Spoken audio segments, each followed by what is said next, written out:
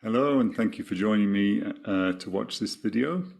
Please like or subscribe if you like what you're seeing here, or share with others. I'm in front of my Zoom background here that I sometimes use when leading workshops. I've just completed leading a Monday evening drop-in workshop. And so I've decided that for the principle I want to look at next, I'd like to look at this principle of aiming for connection. One definition of nonviolent communication that Marshall Rosenberg would use, there were many, but one was communication that creates a quality of connection through which everyone's needs can be met through compassionate giving. So there's quite a lot in that, and I'm not going to try and focus on the whole thing, but just that it starts with communication that leads to a quality of connection.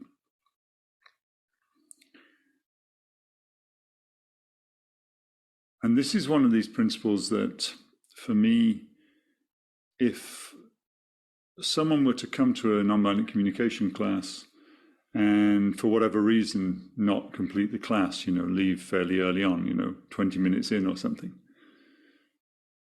but just walked away saying connection, I would like to, from here on out, if I'm in some sort of interaction with another person, I would like to try and create connection, have an experience of connection with them, even if I don't like what they're saying, even if I don't agree with them, even if I don't understand what they're saying. I'd like to try and create connection with them. Then potentially, I think, if that were sincerely held as a goal, then they might have got an incredibly enormous gift from their 20 minutes of being in a nonviolent communication class. This one idea alone could be a kind of revolution in their life. And you'll notice that on the virtual piece of paper behind me on the virtual wall, it says connection, and underneath kindness and authenticity. So I have this idea of what is a recipe for connection when I'm interacting with someone. The recipe that seems powerful and effective to me is that I try to communicate, to speak and to listen with an intention of both kindness and authenticity at the same time. You could say it with other words like honesty and compassion at the same time, or compassion and truth at the same time, maybe. And it's quite common that we will emphasize one of those over the other in some way. Like, I want to be authentic, so I'm just going to tell it like it is. Quite often when someone says they're going to tell it like it is, oh, I'm just very direct. Where I come from, we're very direct. We just tell it like it is. I certainly come from somewhere where people would say that. Some of the people, some of the time would say that.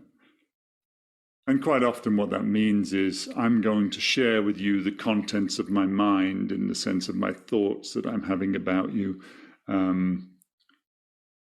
That's what I mean by being direct. That's what I mean by being authentic, honest, truthful. I'm going to share my thoughts about you. What's wrong with you, what you should do, that kind of thing. And nowhere in that expression does kindness or compassion feature particularly. Not in how I'm delivering it, not in how I'm regarding you, my level of curiosity about what's motivating you to say what you're saying or be the way that you're being or do what you're doing. That's missing. And in a strange sense as well, actually, often this directness idea, this authenticity through directness, is not nearly as authentic as I could be. because all I'm being direct about is the contents of my mind, my thoughts about you. I'm not being direct and authentic about how I'm feeling in relation to this, what my emotions are that are in here, or what my needs are, what I'm longing for. I'm not being direct or authentic about that, right?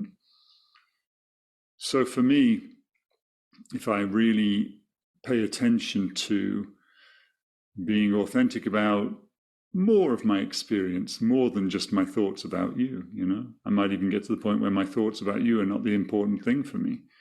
Much more valuable for me to tell you, here's what's happening as I see it, and here's how that's impacting me, how I'm feeling about it. Here's what I would love to be different, here's something that I want to ask of you and see how you feel about this thing that I'm asking. That's a different way. I might be being authentic about more aspects of my experience, even though I'm not being authentic about my judgment of you, right? I'm not being direct with that necessarily. So there's a kindness there at the same time as an authenticity for me. And again, I think walking away with the intention of connection, and also walking away with this signpost in a way of, can I be both authentic and kind, both kind and authentic? That's a powerful combo. The piece of this I didn't name, of course, is that sometimes you can put kindness so high that you forget about authenticity. And this is often what ends up getting called being polite or being nice, right? But not just being polite or being nice, doing so at the expense of being honest, at the expense of speaking authentically about your experience, about what you liked, but also what you didn't like, what you would like to be different, what you're longing for, that kind of thing. So either way, if we make authenticity the only one of these that we care about, or kindness the only one of these that we care about, either way, it's possible that we will not really have the kind of connection that we're looking for with the other person. I think it's a quote from maybe someone in the world of Buddhism, that authenticity without kindness or compassion can be brutality, and kindness or compassion without honesty, without authenticity, can be powerless. And so we're not looking for powerlessness, and we're not looking for brutality. We're looking for connection.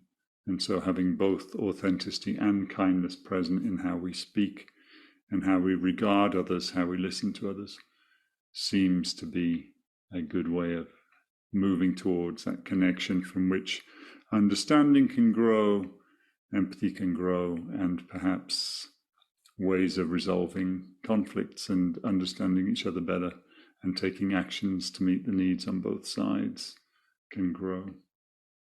Thank you for listening. If you have any feedback or questions arising from this, please put them in the comments below.